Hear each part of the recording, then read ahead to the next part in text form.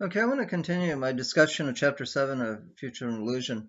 Um, Last chapter, in Chapter 7, the Freud's opponent had raised a concern that Freud was doing something very dangerous by attacking religion because religion is the foundation of civilization. Religion is the foundation of morality.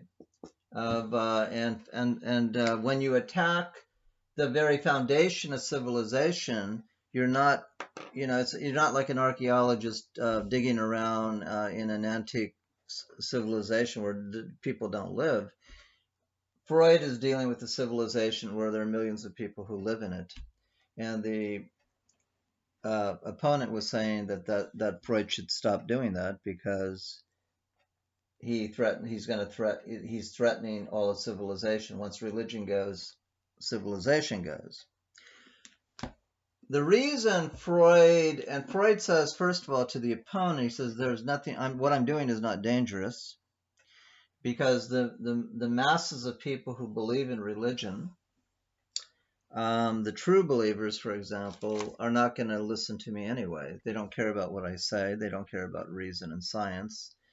So there's no danger there. The only danger is can be to psychoanalysis, because people start saying that they now understand its hidden agenda is atheism. They will start attacking it for that reason. Or the other person who can be harmed is Freud himself, because people will start attacking him personally. So anyway, so Freud doesn't think what he's doing is dangerous. He actually thinks it's more dangerous if you don't attack religion, and the reason is this: because he believes that science, since the 16th century, is undermining is undermining religion, and he believes that eventually it will undermine it so much that religion will just collapse. And once religion collapses, then civilization collapses too. So what Freud is concerned about, Freud says, that if we don't do something about this situation, about science undermining religion, then we are really in trouble. Now, Freud never even suggests the possibility that we can get rid of science. I mean, we're not going to get rid of science. Science is here to stay. I mean, science creates our technology. It gives us knowledge of the world. Science isn't going away. So, and no one suggests that we get rid of science. So, what do? Well, Freud's proposal is ultimately it's to replace religion with science. That's what he's ultimately going to propose. But before I get into that, let me explain a little about his reasoning. The opponent had said that the religious, it's dangerous and also cruel to take away somebody's religious faith if they really need it to live.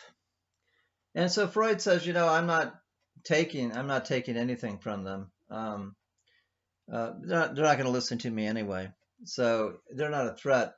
But Freud does believe that we live in a very unjust society, that all societies are unjust. In fact, like in chapter 2 of the book, he said that of all the existing societies existing today, none of them deserve to continue unless they are radically changed and made more just.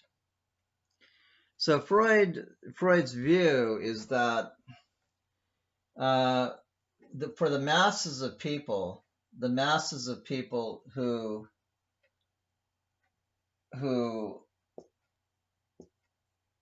believe, the vast majority of people, the masses of people who believe in religion, he believes that they believe in it because it's an illusion. It's wishful thinking. They haven't concluded that religion is true through rational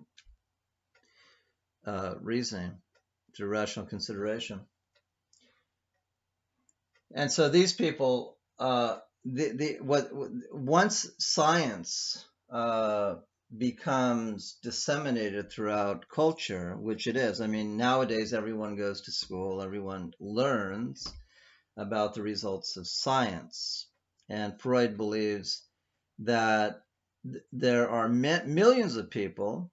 There are millions of people who are true believers, but there are also millions of people who only believe, not because they really believe. It's they're more nominal believers. They just believe because. But he says, they also millions of people have a lot of resentment to civilization. So if they see the opportunity to start just attacking civilization and just breaking its laws, and they will do it because they have no investment in civilization. Uh, they think it's unjust and they want to get rid of it. The only reason right now that they're not killing people and creating chaos is because they are held back because of the moral law, which they believe have been taught comes from God. But Freud says when they hear the news that when they start hearing all the scientists talk about how there's no proof for God, and when they find the opportunity to break away from religion, they will. That's what Freud is afraid of. He's not afraid of the true believers who believe. He's afraid of the people that don't really believe and that are basing their morality on a religion that ultimately Freud believes is going to be destroyed. So Freud believes that something has to be done before religion collapses and civilization collapses. And basically, there are two options: A or B. A is to keep the masses of people ignorant. I mean, just don't let them know. Keep them ignorant of the advances of science. That's one possibility. Now, that possibility, or B, is to change the people, is to actually to make them think scientifically. So one solution is just to keep them ignorant of science. So therefore, science will not be a threat to religion because they will never hear about the results of science. The other one is to start making them think scientifically, and you do this through education.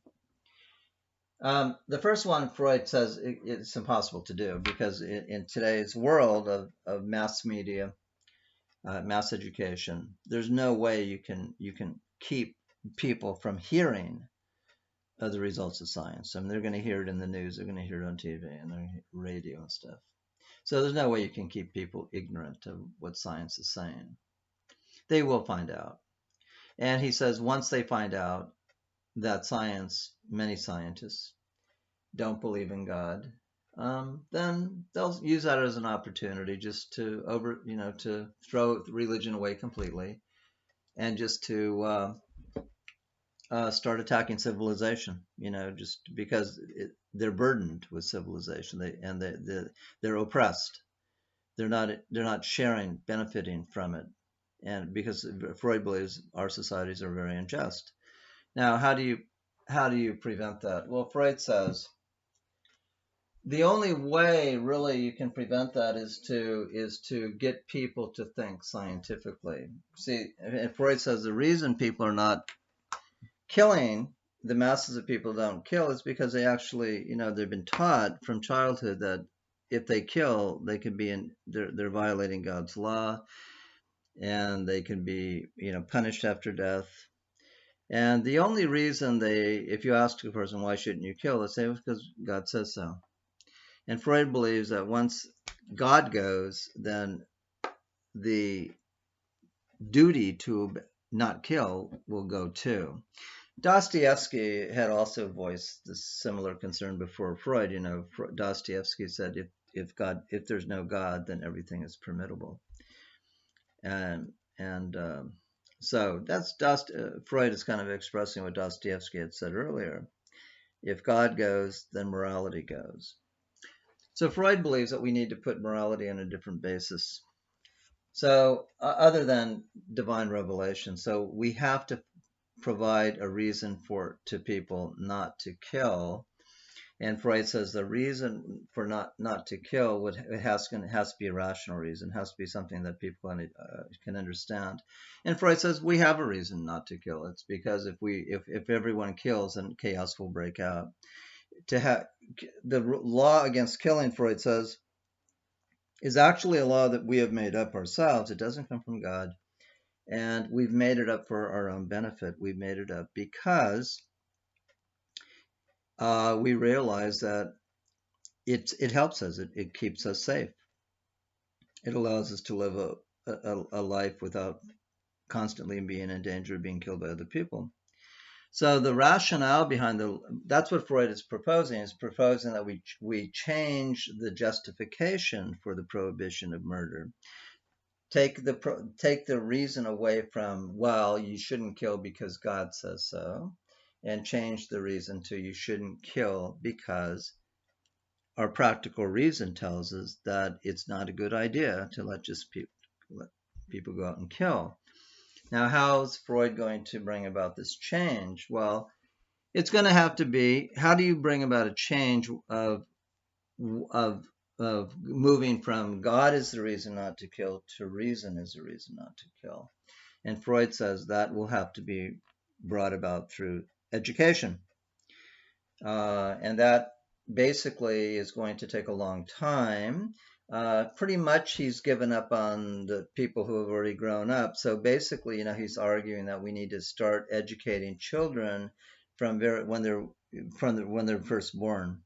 So you start educating them to think scientifically when they're babies, and so when they grow up, they will think rationally, and they won't even the idea that God is the reason for the moral prohibition of murder won't even enter their mind, or most of their minds. And so, but for the people who are already past the age of childhood, Freud basically believes that you can't really do much to them because he believes religion is like a drug, and once you become addicted to it, you can't get off it.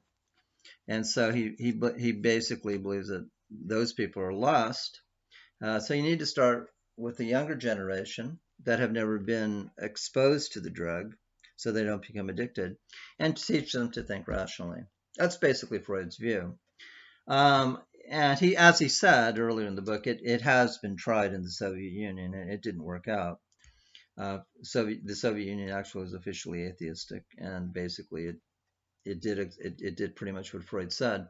It banned religion. It made religion, they had laws against religion. That's pretty much what Freud said. And they were educated children basically in the atheistic way of life. Well, Freud in the first chapter, talked about the Soviet Union and talked about it, and he wasn't very optimistic about it himself because he realizes the fallibility of human nature. But anyway, Freud's program has actually been tried and within the Soviet Union, and it didn't work. So anyway, that's what Freud believes, is that we have to replace science with religion, and it's going to take a long time and a lot of money because you have to have teachers to do all this stuff, and it's going to take years.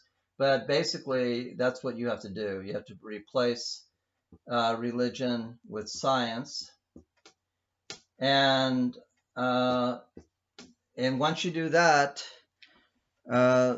then civilization can move on. And it's not that we're going to ever have a utopia, because Freud doesn't believe a utopia is possible.